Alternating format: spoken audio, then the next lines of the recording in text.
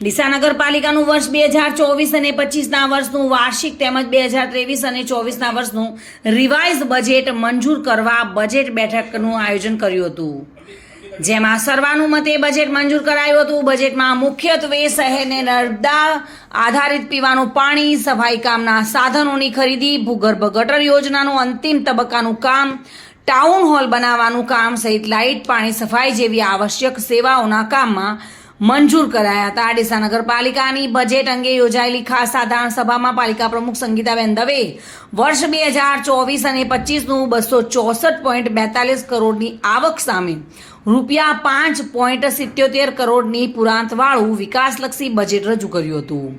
આ ઉપરાંત વર્ષ 2023 અને 24ના વર્ષનું 29.83 કરોડની પુરાંતવાળું રિવાઇઝ બજેટ પણ રજૂ કરતા સર્વાનુમતે મંજૂર કરાયા હતા। બજેટમાં મુખ્યત્વે શહેરને નર્મદા આધારિત પાણી મળી રહે તેનું આયોજન તથા સિટી બસ સેવા અને નગરવાટિકા બનાવવાની યોજના દર્શાવાઈ હતી। આ ઉપરાંત સફાઈ બાબતે સફાઈ કામના સાધનોની ખરીદી તેમજ સફાઈ કામગીરીમાં કોઈપણ એક વોર્ડને મોડલ તરીકે નક્કી કરવાની જોગવાઈ ઉપરાંત શહેરમાં આવેલા સોસાયટીઓના રસ્તાની બંને બાજુ તેમજ કોમન પ્લોટમાં વૃક્ષારોપણ કરવાની તેમજ ડસ્ટબિન ખરીદી કરવાની જોગવાઈ પણ કરવામાં આવેલી છે।